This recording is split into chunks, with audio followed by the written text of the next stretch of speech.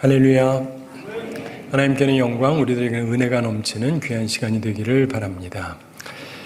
어떤 대학교에서요, 천문학 교수하고 신학 교수가 함께 식사를 하게 됐습니다. 근데 천문학 교수가 신학교 교수한테 아주 교만한 표정을 지으면서 빈정대는 말투로 신학을 가볍게 말합니다. 뭐 종교에 별거 있나요?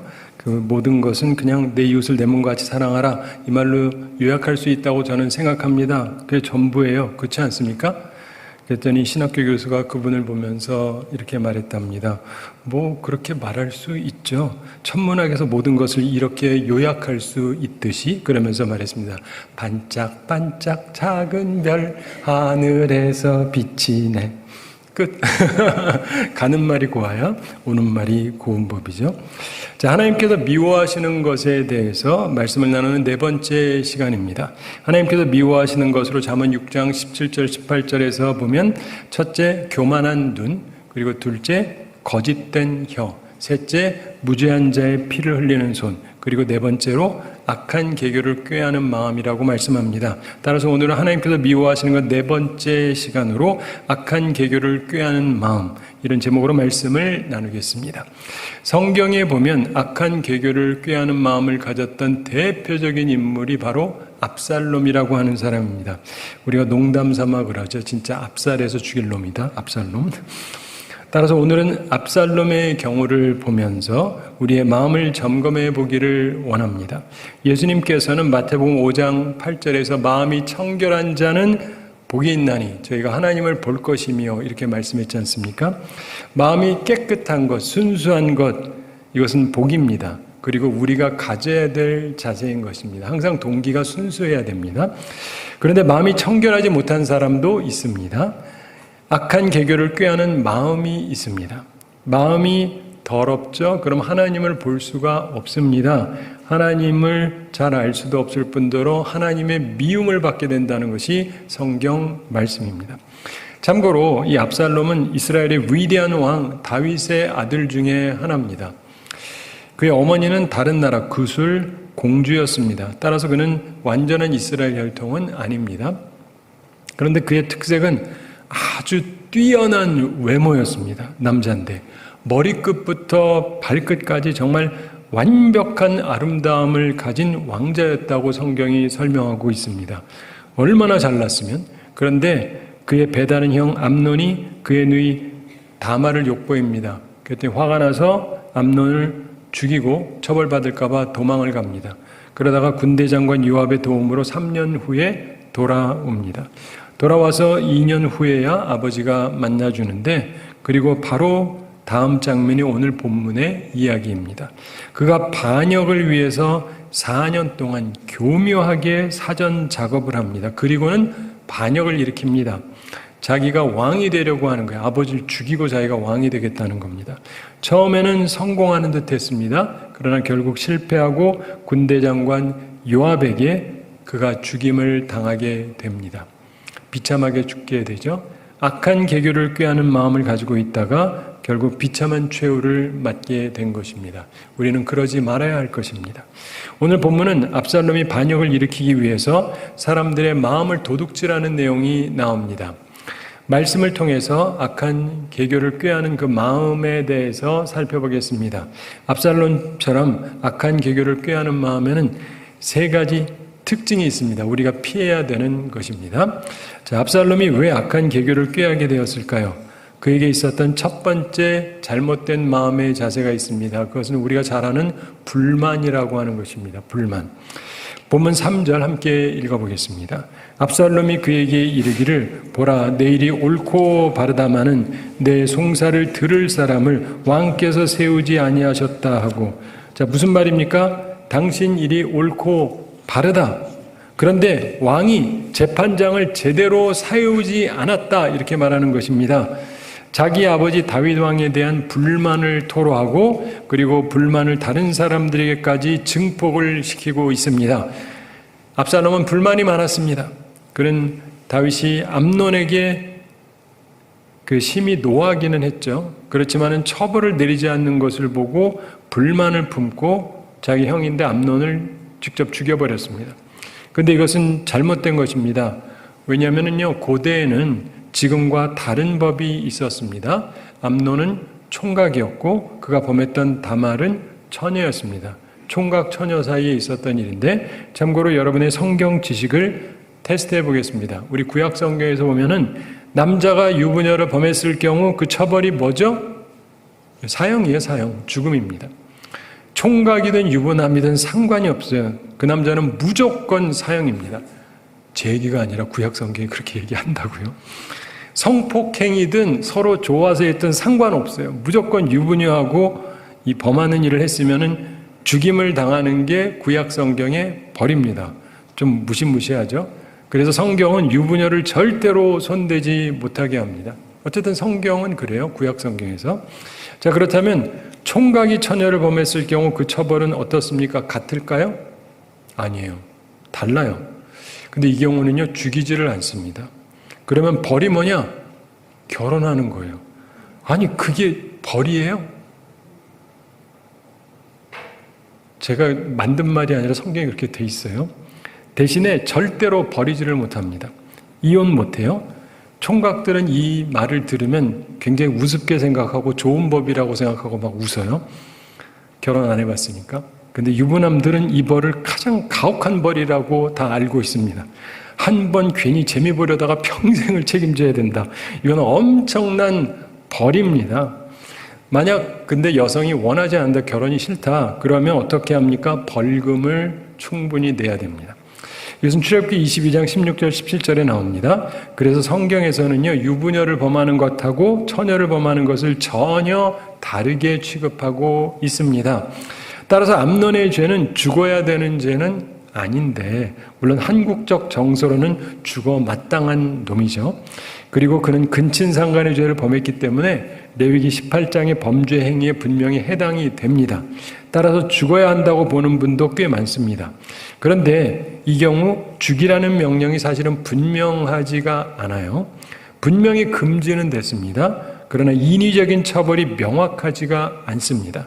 따라서 암논의 죄는 하나님 앞에 분명히 큰 범죄인 것은 사실입니다만, 성경의 근거로 보면 죽음 이외에 다른 처벌로 끝나야 할 일이라고 추정할 수도 있는 것입니다. 그런데 압살롬은 불만이 가득했고 피를 보기를 원했어요. 죽이고 싶었거든요. 그래서 암논을 죽여버렸습니다. 그의 살인 행위는 처벌받아야 했습니다. 사람을 죽였으니까 처벌받는 게 마땅하잖아요. 근데 다윗이 그를 처벌을 하지 않습니다. 도망간 3년, 그리고 돌아와서 2년 만나주진 않았지만 결국은 만나줍니다. 이 말은 용서했다, 뭐 이런 얘기 아니겠습니까? 사면했다는 거죠. 사실 이것은 잘못된 것입니다.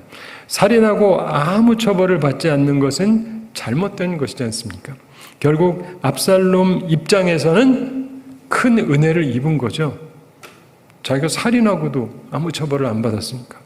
그런데 그는 그걸 감사하게 생각하지 않습니다. 은혜로 보지 않아요.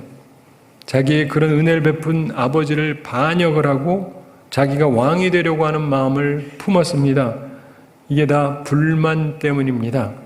그의 불만은 본문 바로 전장인 14장에 잘 나타나고 있습니다. 그리고 본문에서도 나옵니다. 악한 계교를 꾀하는 마음을 가진 사람들은 일단 감사할 줄을 몰라요. 은혜를 몰라요. 그리고 불만만 품고 살아갑니다. 불만을 품는 자들이 결국 악한 일을 꾀하게 되는 것입니다.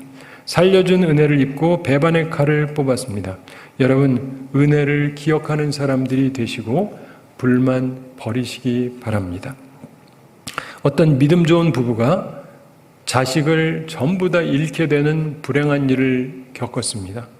얼마나 슬프겠습니까? 순식간에 자식을 전부 잃고 절망과 슬픔에 쌓여 있는데 어떤 사람들이 그들 부부를 찾아와서 위로한다고 하면서 이런 말을 합니다. 아이고, 좀 더 주의했더라면 그런 불행한 일이 생기지 않았을 겁니다. 자, 이게 위로의 말입니까? 그들의 가슴에 비수를 꽂는 말이죠. 일이 있은 후에 오래 지나서 그 부인이 그래도 믿음으로 그 어려움을 극복을 합니다.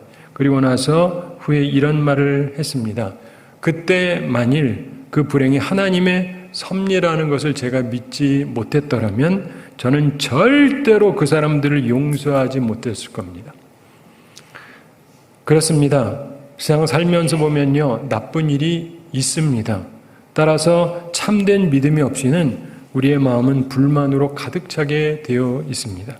압살롬은 믿음이 없었어요. 따라서 불만만 가득했습니다. 여러분은 어떠십니까? 자, 압살롬을 통해서 보게 되는 악한 계교를 꾀하는 마음의 둘째 특색이 있는데 조급한 마음입니다. 무슨 마음이라고요? 네, 조급한 마음.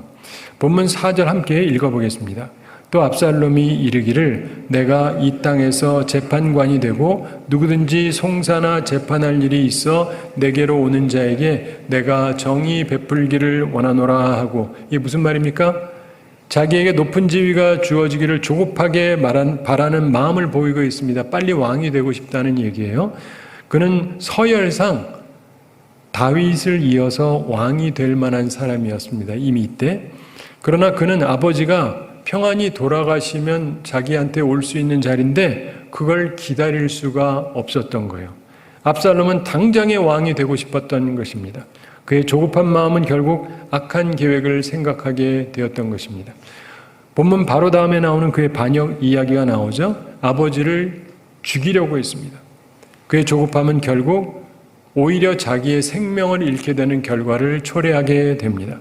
사람에게는요, 항상 때가 옵니다. 기다리면 순리대로 나에게도 기회가 옵니다. 그런데 악한 계교를 꾀하는 사람들은 조급합니다. 그래서 일을 망치게 되는 것입니다. 사랑하는 성도 여러분, 인생은 변합니다. 그래서 흐름이라고 할 수 있어요. 인생의 모든 것은 흘러가는 것입니다. 젊음도 흘러가고 돈도 흘러가고 권력도 명예도 지위도 다 우리 앞에 왔다가 지나갑니다. 따라서 젊은 사람들은 때를 기다릴 줄 알아야 됩니다. 내 앞에 올 때를 기다려야 하는 것입니다. 제가 신학교 다닐 때 그때는 다 젊은 분들이지만 이분들이 나중에 총장도 하고 그러겠구나 했는데 맞아요. 다 총장도 하고 교수도 하고 다 그러고 있습니다. 근데 벌써 은퇴를 해요. 이제는 우리 아들 때가 이제 슬슬 오게 되는 거예요. 세월은 계속 흘러가는 겁니다. 어쩔 수 없어요. 네. 여러분, 그러기 때문에 조급해할 게 아니고 때를 기다려야 돼요. 가장 좋은 예가 밥 짓는 예입니다. 쌀 가지고 밥을 만들 때 우리는 항상 뜸 들이는 시간을 갖지 않습니까? 배고픈데 그냥 됐으면 주세요가 아니고 뜸 드는 걸 기다려야 됩니다. 이 기다림의 시간, 그게 결코 무의미한 것이 아닙니다. 뜸을 들이는 시간을 무시하면 밥이 설어서 맛이 없습니다.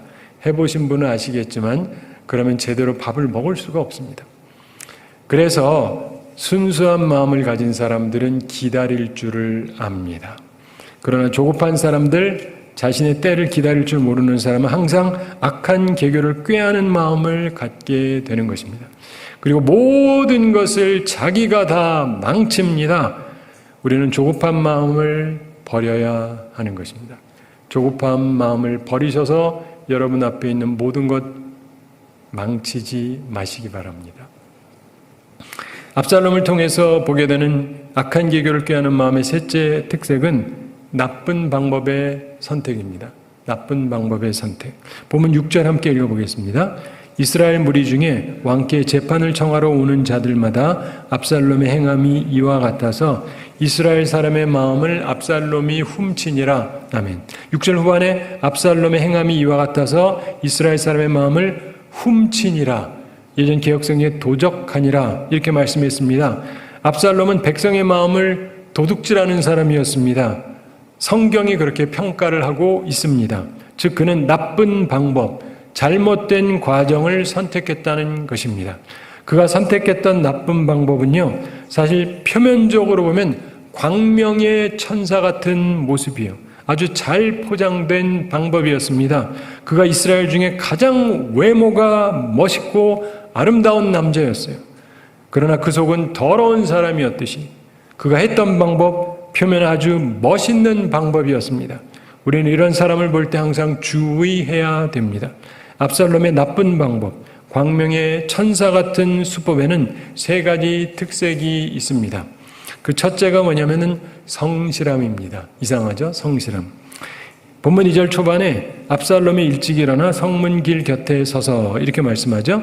무슨 말입니까? 압살롬이 굉장히 성실한 사람으로 사람들에게 보여졌다, 이런 이야기입니다. 일찍이 일어나서 움직이던 사람이었습니다.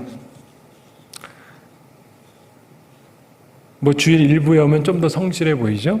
그리고 최근에 새벽형 인간 이런 책도 부상하고 사람들의 관심을 끌고 있습니다.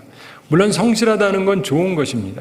그런데 가장 성실해 보이는 왕자, 이 압살롬의 매일 보이던 그 성실함은 실상은 사람을 속이기 위한 교묘한 위장이었다는 것입니다. 4년 동안 변함없이 성실했던 압살롬. 그래서 사람을 표면만 보고 판단하는 것은 위험한 것입니다.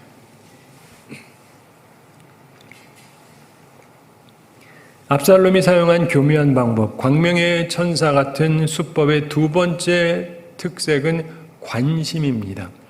본문 2절 중반에 보면 압살롬이 어떤 사람이든지 송사가 있어 왕에게 재판을 청하러 올 때 그 사람을 불러 이르되 너는 어느 성읍 사람이냐 하니 그 사람의 대답이 종은 이스라엘 아무 지파에 속하였나이다 하면 이런 말씀이 나오죠. 자, 왕자가 관심을 갖고 묻고 백성은 답합니다. 가장 잘생긴 왕자가 재판받으러 오는 사람한테 개인적인 관심을 보여줘요. 그리고 4절에서 이렇게 말합니다. 또 압살롬이 이르기를 내가 이 땅에서 재판관이 되고 누구든지 송사나 재판할 일이 있어 내게로 오는 자에게 내가 정의 베풀기를 원하노라 하고, 그가 송사에서 이기도록 자기가 판결해 주겠다, 이런 얘기를 하는 거예요. 상대방에게 지대한 관심을 표하는 것입니다. 개인 접촉을 통해서 깊은 관심을 나타냅니다. 게다가 그 사람 편들어 주겠다고 얘기합니다. 사람은 누구든지 자기에게 관심 보이는 사람을 좋아하는 법입니다. 게다가 편들어 주겠다고 합니다. 4년간 수많은 사람에게 개인적 관심을 보였던 압살롬, 그의 악한 계교에 많은 사람들의 마음이 혹했던 것입니다. 압살롬이 사용한 교묘한 방법, 광명의 천사 같은 수법의 세 번째 특색은 감동입니다. 감동. 그는 겸손과 친밀함을 가장해서 백성들에게 감동을 주는 왕자였습니다. 본문 5절 함께 읽어보겠습니다. 사람이 가까이 와서 그에게 절하려 하면 압살롬이 손을 펴서 그 사람을 붙들고 그에게 입을 맞추니. 자, 이게 무슨 말입니까? 왕자의 관심에 감사해가지고 절하려 하면 그 사람을 말려요. 얼마나 겸손해 보입니까? 그러면서 그 사람에게 입을 맞춰줘요. 친밀함을 표시하는 것입니다. 자, 이 정도면 사람이 감동을 먹을 수밖에 없습니다. 너무너무 잘생긴 왕자가 겸손과 친밀함까지 보여주니까 감동이 될 수밖에 없는 것입니다. 자, 그런데 우리는 이 경우를 통해서 배우는 아주 중요한 교훈이 하나 있습니다. 압살롬이 사용했던 방법은 사실 너무 뛰어나고 좋은 방법이었습니다. 성실함, 백성에 대한 관심, 그리고 겸손과 친밀함을 통해서 전달되는 감동. 이 세 가지는 모두 참으로 아름다운 모습입니다. 압살롬의 외모처럼 대인관계에서 아주 탁월한 방법입니다. 어찌 성실함을 나쁘다고 하겠습니까? 어찌 백성을 향한 관심이 나쁜 것이라고 할 수 있겠습니까? 그리고 감동을 주는 것이 왜 나쁘겠습니까? 그러나 이러한 표면적 아름다움이 내면적인 온전함을 갖출 때는 귀한 것이지만 악한 계교를 가진 마음과 이런 표면적인 아름다움의 결합은 하나님 보시기에 가장 나쁜 방법인 것입니다. 그것은 마귀가 잘 사용하는 아주 사악하고 교묘한 방법인 것입니다. 그래서 마음의 청결이 중요한 것입니다. 우리의 마음을 순수하게 만들어야 됩니다. 우리 마음이 온전하지 못하면 아름다운 방법이 오히려 가장 간교한 방법이 될 것이기 때문입니다. 사랑하는 성도 여러분, 많은 정치가들이 압살롬처럼 합니다. 마음은 청결하지 않은데 탁월한 대인관계의 기교를 가지고 사람들의 마음을 사로잡습니다. 그런데 그런 권력은 영원하지 못합니다. 사랑하는 성도 여러분, 우리의 마음은 어떠합니까? 정결합니까? 악한 기교를 꾀하는 마음이 있으면 우리의 모든 탁월함 있다 할지라도 결국 악하게 사용되는 것입니다. 그래서 예수님께서도 누가복음 12장 1절과 2절에서 수만 명이 모였는데 제자들에게 먼저 교훈을 하셨습니다. 바리새인들의 누룩 곧 외식을 주의하라. 감추인 것이 드러나지 않을 것이 없고 숨긴 것이 알려지지 않을 것이 없나니, 이렇게 말씀했습니다. 사랑하는 성도 여러분, 압살롬처럼 악한 기교를 꾀하는 마음 갖지 말아야 됩니다. 그리고 바리새인처럼 겉과 속이 다른 외식을 주의해야 됩니다. 우리는 하나님의 자녀답게 마음이 깨끗해야 돼요. 최소한 동기는 순수해야 마땅한 것입니다. 자, 그런데 압살롬이 그렇게 탐내던 그 왕위는 결국 누구에게 주어집니까? 네, 솔로몬에게 주어집니다. 그는 지혜로운 사람으로 알려져 있죠. 그런데 왜 솔로몬에게 왕위가 주어졌을까요? 많이들 지혜로워서 이렇게들 생각하는데 뭐 그럴 수도 있겠지만 조금 다르게 볼 필요가 있습니다. 솔로몬에게는 압살롬과 달리 순수한 마음이 있었어요. 뭐가 있었다고요? 순수한 마음이 있었습니다. 그게 초기에 그랬어요. 그래서 그에게 최고의 명예가 주어진 것 같습니다. 솔로몬이 나이가 들면서 변질되긴 했지만 그가 초기에 보여줬던 순수한 마음, 그걸 우리가 배울 필요가 있습니다. 특별히 열왕기상 3장에 나오는 1000번제 드리는 장면을 통해서 우리는 솔로몬의 순수한 마음을 배울 필요가 있습니다. 찾으실 수 있는 분은 열왕기 3장 찾아보시면서 함께 성경을 보면서 말씀을 상고하시기 바랍니다. 자, 솔로몬의 순수한 마음에서 우리가 배울 수 있는 3가지 특징이 있습니다. 첫째가 뭐냐? 하나님을 향한 정성입니다. 뭐라고요? 하나님을 향한 정성. 그렇습니다. 4절에서 말씀합니다. 이에 왕이 제사하러 기브온으로 가니 거기는 산당이 큼이라. 솔로몬이 그 제단에 1000번제를 드렸더니, 특별히 그 제단에 1000번제를 드렸다고 설명합니다. 제단을 한 1000개 만들고 1000개의 번제물을 한꺼번에 드린 것이 아니고요. 한 개의 제단에 1000개의 제물을 드린 거예요. 따라서 1000번의 제사가 돼야 하는 것입니다. 1000번제를 드렸다는 것은 1000마리의 제물을 하나님께 드렸다는 것을 말하기도 하지만 그것도 물론 대단한 정성이죠. 게다가 한 번에 하나니까 엄청난 정성입니다. 압살롬의 불만의 마음과 달리 솔로몬은 하나님을 향한 정성이 있는 사람이었습니다. 모든 종교에서 정성의 중요성을 강조합니다. 적어도 신에게 구할 때 정성을 다해야 한다고 보통들 생각을 합니다. 효력을 위해서 많은 제물을 드립니다. 왜 그렇습니까? 정성의 의미를 담고 있는 것입니다. 그런데 교회를 다니는 사람들 중에 이 정성, 즉 마음을 다해서 드림의 의미조차 잘 모르는 분이 요즘 의외로 많은 것 같아요. 맨손으로 와가지고 10억 달라고 기도합니다. 그리고 응답이 없으면 하나님이 없나 보다 그럽니다. 참 양심도 없는 사람들이죠. 여러분 같으면 누가 맨손으로 와서 10억 달라면 주시겠습니까? 물론 일단 없어서도 못 주겠지만 있다고 뭐 주겠습니까? 오늘날 많은 사람들이 하나님을 향한 기본적 예의도 정성도 없습니다. 그러나 솔로몬을 보십시오. 그는 1000번제를 드렸습니다. 결국 1000마리의 제물을 드렸다는 말입니다. 하나님을 향한 정성을 증명하는 것입니다. 하나님을 향한 정성이 있는 사람에게 하나님께서 최고의 영예를 주셨던 것입니다. 신약성경에 보면 예수님께서 2렙돈을 바쳤던 어떤 과부를 칭찬하셨습니다. 그게 많은 건 아니에요. 그러나 작은 동전이지만, 가장 적은 돈이지만 자신의 모든 것을 드린 것이기 때문에 주님께서 칭찬하셨습니다. 즉 정성이 크게 담긴 예물을 하나님께서 칭찬하십니다. 여러분 삶 가운데도 하나님을 향한 정성이 꼭 담겨 있게 되기를 바랍니다. 솔로몬의 순수한 마음에서 우리가 배울 수 있는 2번째 특징은 기다림입니다. 뭐라고요? 기다림. 그렇습니다. 솔로몬이 그 제단에 1000번제를 드렸더니 5절에서 말씀합니다. 기브온에서 밤에 여호와께서 솔로몬의 꿈에 나타나시니라. 하나님이 이르시되 내가 내게 무엇을 줄고 너는 구하라. 이런 말씀이 나옵니다. 그 하나님께 1000번제를 드린 후에 하나님께서 그에게 무엇을 구하라고 하십니다. 이 말씀을 잘 생각해 볼 필요가 있습니다. 솔로몬이 1000번제를 드리기 전에 혹은 드리면서 무엇을 구했습니까? 아니요. 아무것도 안 구했어요. 보통 사람은 하나님 앞에 아무런 정성도 보이지 않으면서 맨날 달라고만 합니다. 그리고 당장에 안 주면 하나님 없다. 그러죠. 참 답답한 사람들이죠.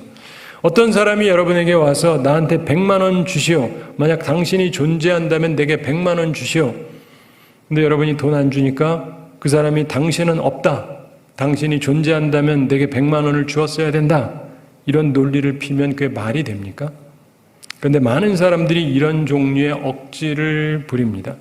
인생의 많은 부분은 기다림을 필요로 합니다. 특별히 하나님에게 대해서는 그렇죠. 우리의 공로가 하나도 없는데. 예전에 미국이 1867년 러시아로부터 알래스카를 720만 불에 구입을 했습니다. 1에이커 1200평에 얼마를 지급했느냐? 어떤 분은 2달러다 뭐 그럽니다. 2달러 그러면 한 2,600원? 그러니까 뭐 1대1로 치면 한 2,000원? 이렇게 보는 거니까 그럼 굉장히 싸죠. 근데 그보다 훨씬 더 쌉니다. 그거의 100분의 1밖에 안 돼요. 단돈 2센트였습니다. 여러분 2센트 한 200원, 250원에 1200평이다. 하나도 안 놀라시네. 거저잖아요, 거저. 그런데 당시 계약을 체결했던 시워드라고 하는 미 국무장관, 이 일로 국가적인 영웅이 됐겠죠? 아니에요. 그의 정치 생명이 끝장이 났습니다.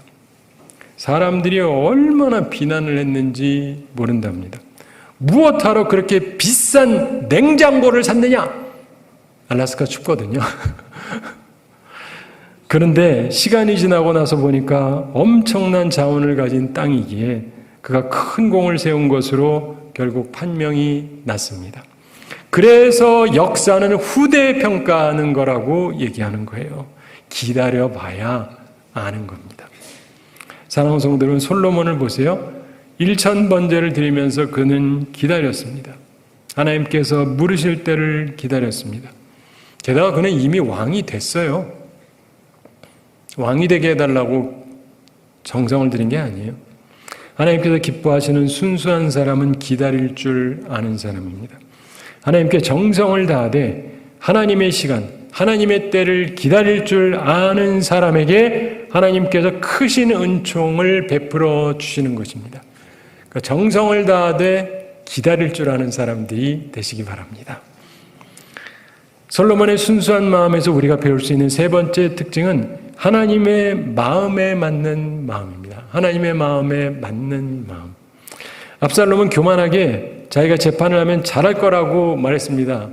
자기가 똑똑하다고 생각한 거죠. 그러나 솔로몬은 달랐습니다. 겸손했습니다. 자기가 지혜롭다라고 말하지 않습니다. 9절에 보면은 누가 주의 이 많은 백성을 재판할 수 있사오리까? 듣는 마음을, 예전 개혁에 지혜로운 마음을 종에게 주사 주의 백성을 재판하여 선악을 분별하게 하옵소서. 이렇게 하나님께 구합니다. 하나님, 제가 공정하게 바르게 판단할 수 있게 해주십시오. 그랬더니 10절에 보면 솔로몬이 이것을 구하매 그 말씀이 주의 마음에 든지라, 예전 개혁성경에 맞은지라 이렇게 말씀했습니다. 솔로몬은 하나님의 마음에 맞는 마음을 가지고 있었던 거예요. 그래서 하나님께서 그가 구하는 것을 주십니다. 그리고 그것에 더해서 부와 영광까지 주십니다. 11절부터 13절에 보면 하나님이 이런 말씀을 하시죠. 이 하나님이 그에게 이르시되 내가 이것을 구하도다. 자기를 위하여 장수하기를 구하지 아니하며 부도 구하지 아니하며 자기 원수의 생명을 멸하기도 구하지 아니하고 오직 송사를 듣고 분별하는 지혜를 구하였으니 내가 내 말대로 하여 내게 지혜롭고 총명한 마음을 주노니 내 앞에도 너와 같은 자가 없었거니와 내 뒤에도 너와 같은 자가 일어남이 없으리라. 내가 또 내가 구하지 아니한 부귀와 영광도 내게 주노니 내 평생의 왕들 중에 너와 같은 자가 없을 것이라. 하나님의 약속이었습니다. 이게 중요합니다. 하나님을 향한 정성을 가지고 하나님의 때를 기다리면서 하나님의 마음에 맞는 마음을 가질 때 하나님께서 폭포수 같은 축복으로 함께해 주시는 것입니다. 이걸 믿으시기 바랍니다. 바라기는 솔로몬처럼 순수한 마음을 가짐으로 하나님의 큰 은총을 입는 우리 모두가 되기를 바랍니다. 제가 한 가지 이야기 말씀드리면서 오늘 말씀을 마치겠습니다.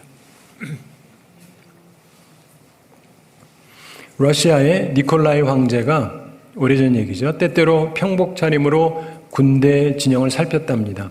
그래서 태만한 사람은 벌을 하고 충실한 자는 포상을 하곤 했는데 하루는 어떤 장교가 자기가 그동안 진 빚을 종이에다가 적어놓고 그 끝에 이 산 같은 빚을 갚아주리가 누가 있겠는가 이렇게 쓰고는 잠자리에 들었습니다. 황제가 순찰하다가 그 종이를 보고 읽었습니다.